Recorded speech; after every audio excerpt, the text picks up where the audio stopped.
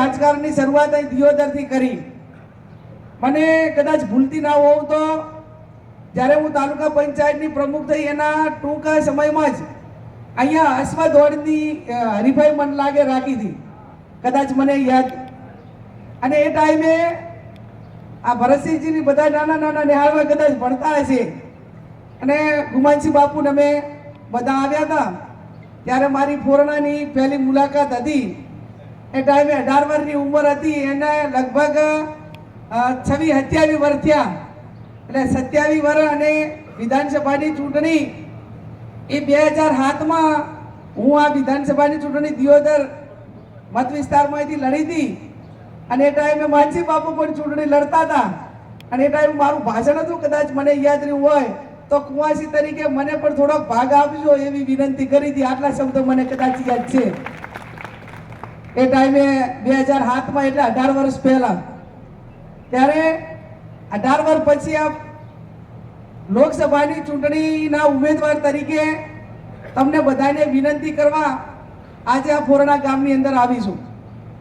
મહા વિધાનસભાના 2 વખત ધારાસભ્ય તરીકે મારું પિયર અબાજના એ મહા વિધાનસભામાં આવે એટલે ત્યાં તો હું સ્વાભાવિક એમ કહું કે તમે મારું મામેરું ભરો, પણ મારું હારાનું ગામ કોતરવાડા દિયોદરમાં આવે એટલે મારે અહીંયા મામેરું ભરવાનું ના કહેવાય, પણ તમે બધા જુવારું આલો એવું તમને બધાને વિનંતી કરી શકાય.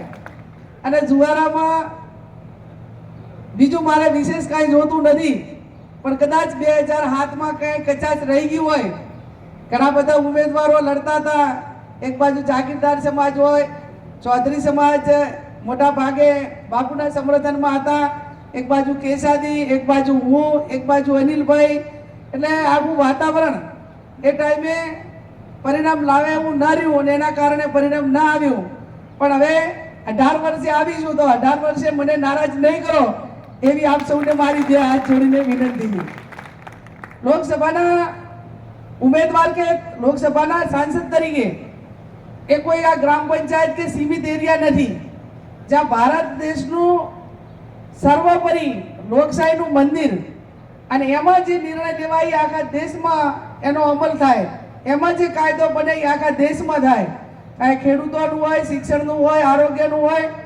અને આ તમામ આપણા વિસ્તારને જ્યારે જરૂર છે ત્યારે શિવાબા અનેક વખત વિધાનસભામાં ખેડૂતો માટે ધારદાર રજૂઆત કરતા કે તમે ખેડૂતોને ઓવરલોડ એનો દંડ આપો છો. અહીંયા તળપાણના મોટા દાવાના કારણે મોટરો જેટલો પાવર, જેટલું HP કનેક્શન માગેલું હોય એવડી જ હોય, છતાં પણ પાણી ઊંડા જવાના કારણે લોડ વધારો મોટરો લે છે ને તમે ખેડૂતોને ખોટો લોડ વધારાના નામે દંડ આપો છો.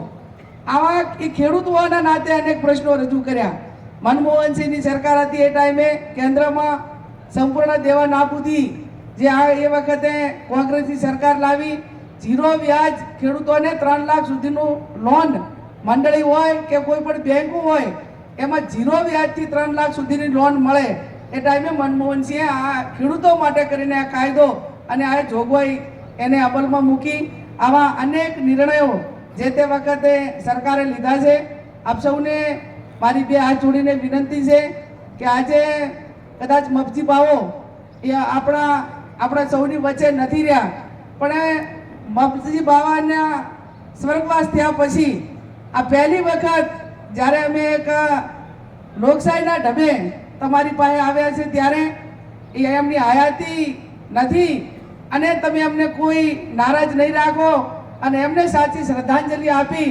અને આ એમના દીકરાને તો રાજકીય કારકિર્દી કદાચ જાહેર જીવનમાં રહે છે, પણ એમણે અનેક કામો એમના પિતાશ્રીએ તમામ સમાજો માટે ક્યાંક ને ક્યાંક કરવા માટેના પ્રયત્નો કર્યા છે.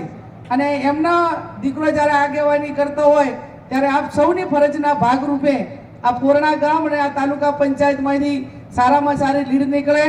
અને સાહેબે શિવાભાઈએ પણ ખૂબ સારી વાત કરી કે હંમેશા આ રહ્યા જિલ્લા પંચાયતે કાયમી શિવાભાઈને પ્રતિનિધિ તરીકે મૂક્યા છે.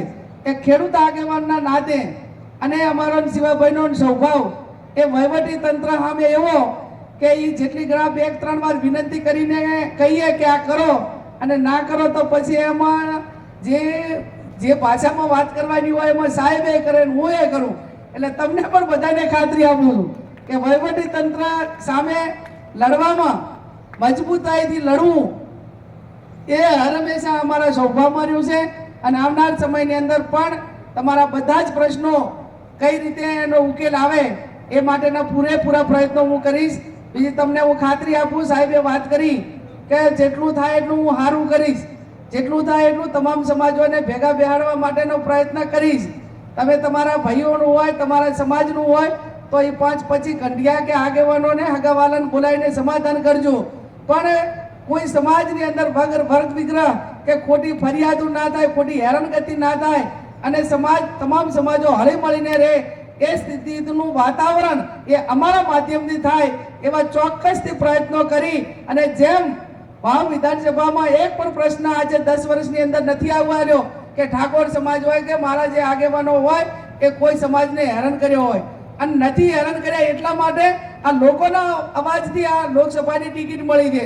આમ તો લોકસભાની ટિકિટ લેવી હોય ને તો કેટલી મહેનત કરવી પડે, કેટલો સંઘર્ષ કરવો પડે, કેટલી આર્થિક સદ્ધરતા હોય, અને આ તો આર્થિક સદ્ધરતા તો એવડી મોટી છે